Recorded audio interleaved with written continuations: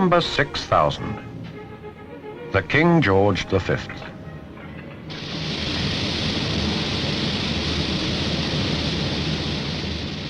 These are professional railwaymen who come to Bulmer's sidings in Hereford to play trains. Ever since British Rail dispensed with steam locomotives and went over to diesel and electric, many railwaymen's lives have become less satisfying because steam engines demanded a technique and an understanding which diesels and electric locomotives do not. Steam engines have a personality, and there's the sound.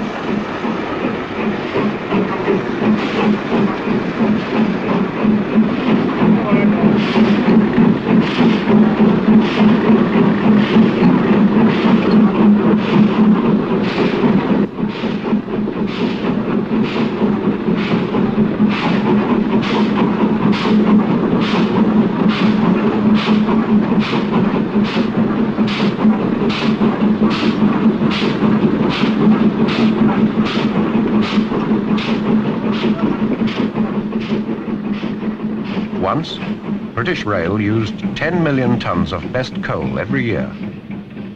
Today, despite the diesels, the railways still burn coal, but now in the form of electricity. And the King himself burns about a ton an hour when he's under steam.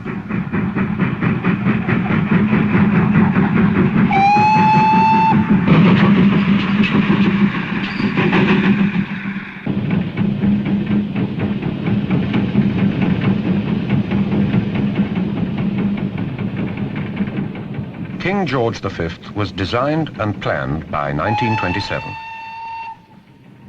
At the same time, the Southern Railway had already built the Lord Nelson, which they claimed the most powerful in the world.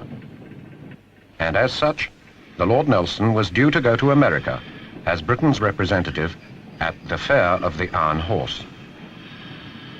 Great Western's pride couldn't permit this. And so, the King was built and tested and shipped to Baltimore, all in the space of about 4 months. The American bell commemorates the voyage. The Fair of the Iron Horse was organized by the Baltimore and Ohio Railway to celebrate its centenary.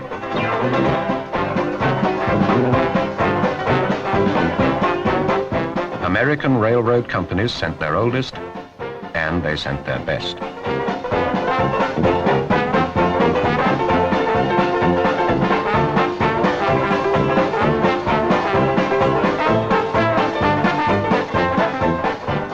Britain, as mother of the railway, was represented by a replica of Stephenson's rocket, with Britannia in attendance, and by King George V.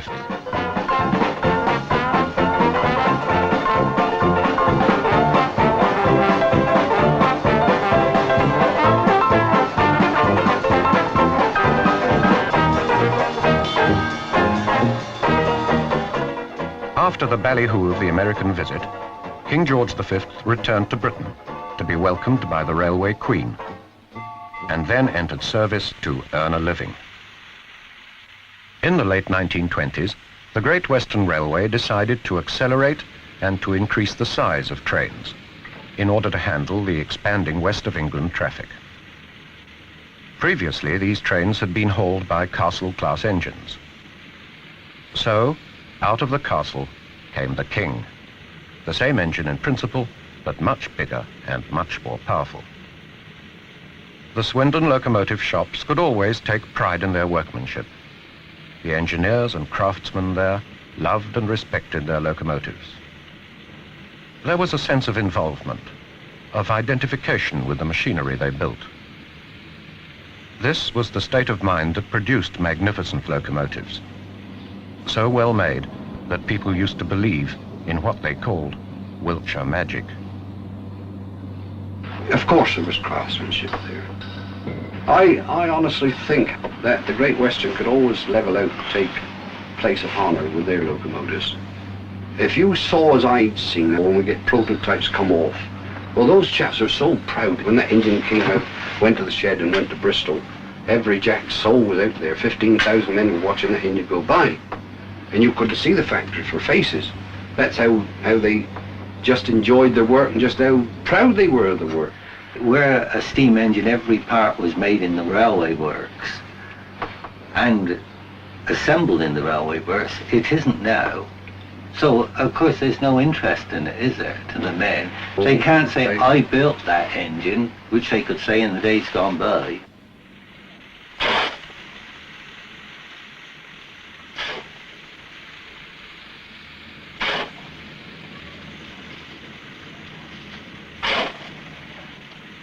But the steam age came to an end, as far as the Kings were concerned, in 1965.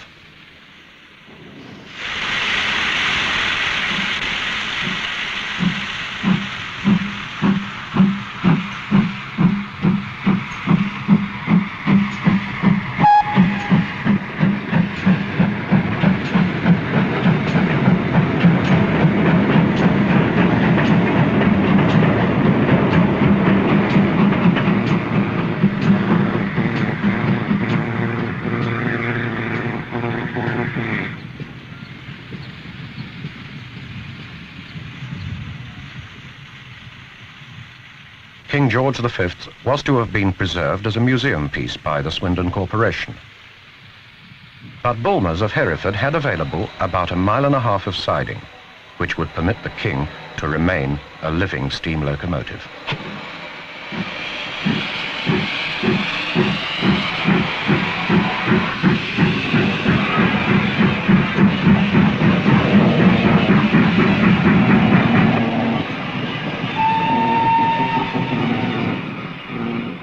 Bulmers have also carefully adapted and restored to use a number of Pullman coaches.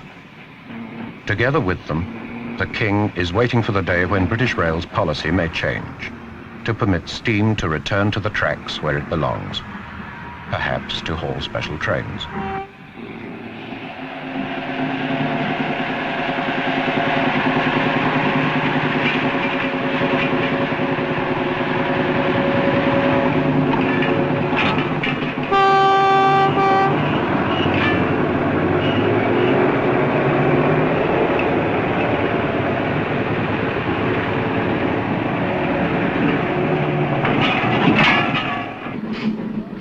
Railway lovers everywhere will be happy in the knowledge that right in the West Country, the home of the Kings, King George V is alive and on steam.